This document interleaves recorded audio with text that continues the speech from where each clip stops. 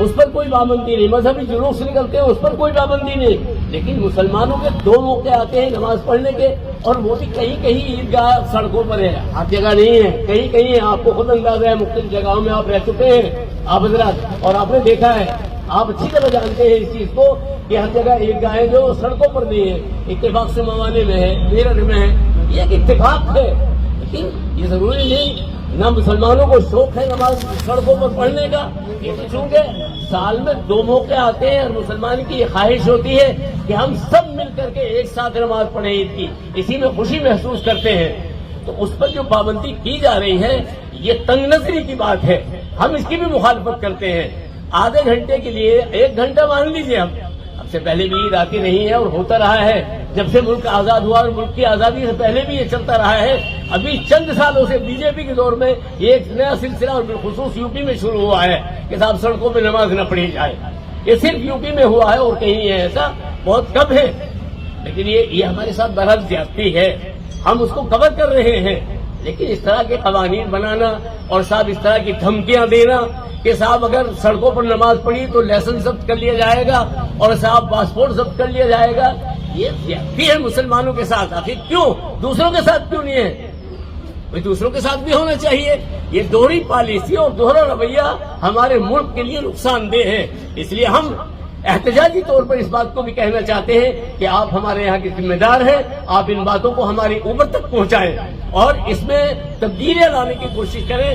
جیسے خوشگواری کے ساتھ عیدیں آتی رہی، بقرعید آتی رہی، ہولی آتی، حد ہو گئی بالکل، یعنی اس مرتبہ ہولی کے موقع پر مسجدوں کو ڈھکا جا رہا، ابھی کیوں؟ کیا ضرورت محسوس کی اور کیوں ضرورت محسوس کی؟ یہ چیز نہیں ہونی چاہیے کہ ہمارا ملک یا ہمارے ہندو بھائی اس طرح کے ہوئے کہ ہماری مسجدیں محفوظ نہیں رہیں گی، ہماری مسجدوں میں رنگ ڈالیں گے۔ ہم نہیں سمجھتے اس بات کو، چند شرری اور فسادی لوگ ہوتے ہیں، ان کی نشاندہی انتظامیہ والے کر لیتے ہیں، ہمیشہ کر لیتے ہیں، ان کو تنبیہ کر دینی چاہیے، ان کو بٹھا کے تھانے میں بٹھا لینا چاہیے ایسے موقعوں سے۔ یہ کہ آگے وہ مسجدوں کو ڈھک رہے، اس کا میسج دوسرے ملکوں میں غلط جاتا ہے کہ صاحب ہندوستان میں اور خاص طور سے یو پی میں یہ ہو رہا کہ مسجدیں ڈھکی جا رہی تہواروں کے موقع پر، یہ ہمارے ملک کے لیے بدنامی کی بات ہے۔ یہ سب چیزیں نہیں ہونی چاہیے، ہمیشہ ہولی دیوالی آتی رہی ہے، تہوار آتے رہے ہیں، کسی طرح کی کوئی پریشانی کبھی ہوئی ہی نہیں، کسی بھی اعتبار سے نہیں ہوئی ہمارے ملک کے اندر اس طرح سے۔ تو ان چیزوں کا ذرا سا خیال رکھیں، یہ ہمارے لیے اور مسلمانوں کے لیے تکلیف کی چیزیں ہیں۔ جہاں تک تعلق ہے عید کا تو انشاءاللہ عید منائی جائے گی، بالکل پروقار اطمینان کے ساتھ منائی جائے گی، سکون کے ساتھ منائی جائے گی۔ ہماری طرف سے آپ حضرات اطمینان رکھیں کہ کسی طرح کی کوئی گڑبڑی کسی بھی اعتبار سے ہماری طرف سے نہیں ہوگی۔ باقی آپ کی ذمہ داری، آپ حضرات ہم ذمہ داریوں کو نبھائیں، کوئی مسئلہ نہیں ہے۔ ہم نے اسی لیے انہی چیزوں کو کنٹرول کرنے کے لیے 16 جگہ تقسیم کیا ہے نمازوں کو، 16 جگہ، جبکہ بی جے پی گورنمنٹ سے پہلے ہمارے قصبے میں خاص طور سے صرف 3 جگہ نماز ہوتی تھی، ایک عیدگاہ میں، ایک مسجد قریشیان میں اور ایک اس مسجد میں جہاں حضرات بیٹھے ہیں۔ یہاں اس لیے رکھی گئی تھی کہ جن لوگوں کو عیدگاہ میں نماز نہ ملے وہ یہاں آ کر کے اپنی نماز ادا کر لیں، اور قریشیان میں رکھی گئی تھی نماز کہ بھئی کچھ لوگ نماز پڑھ لیں اور اپنا تھوڑا سا نگرانی رکھیں کسی طرح کی کہیں کوئی پریشانی نہ آئے۔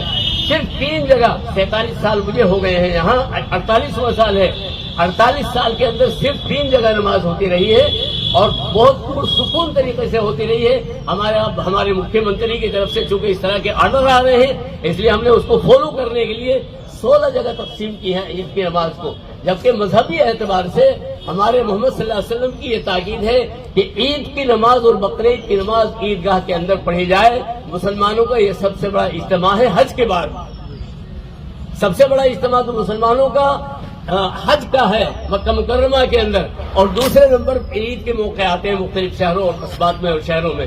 تو اصل تو اسلام کی تعلیم یہ ہے کہ عیدگاہوں کے اندر نماز پڑھی جائے، اپنے گھروں سے نکلے، اتفاق اتحاد کے ساتھ رہیں، ایک دوسرے کی خیر خیریت معلوم کریں، ایک دوسرے کے ساتھ ہمدردی کا اظہار کریں۔ لیکن چونکہ ہماری یو پی گورنمنٹ کی طرف سے اس طرح کی گائیڈ لائن آ رہی ہے تو ہم اس پر عمل کر رہے ہیں۔ باقی یہ کہ اس طرح کا اتنا تنگ نظری، اتنی تنگ نظری کہ صاحب سڑکوں پہ اگر نماز پڑھی تو لائسنس ضبط کر لیا جائے گا اور پاسپورٹ ضبط کر لیا جائے گا، یہ سب چیزیں خامخواہ کی بڑھوتری کی چیزیں ہیں۔ اسی طرح وہ پٹی والا جو معاملہ تھا کل کا، وہ بھی غیر ضروری تھا۔ اس طرح کی چیزیں آپ حضرات کی طرف سے نہیں آنی چاہیے۔ بہت ساری چیزیں ایسی ہوتی ہیں، میں نے پیچھے بھی عرض کیا تھا کہ ایک ہوتا ہے ضابطہ اور ایک ہوتا ہے رابطہ۔ آپ حضرات ذمہ دار ہیں یہاں، جہاں تک ضابطے پر عمل کا تعلق ہے اس کو بنائیں، لیکن اس کے ساتھ ساتھ چھوٹی موٹی چیزوں کو نبھانے کی بھی کوشش کریں. اس کو کہتے ہیں رابطہ. اس سے کوئی فرق نہیں پڑتا اگر آپ رابطے کو نبھاتے رہیں ضابطے کے ساتھ ساتھ.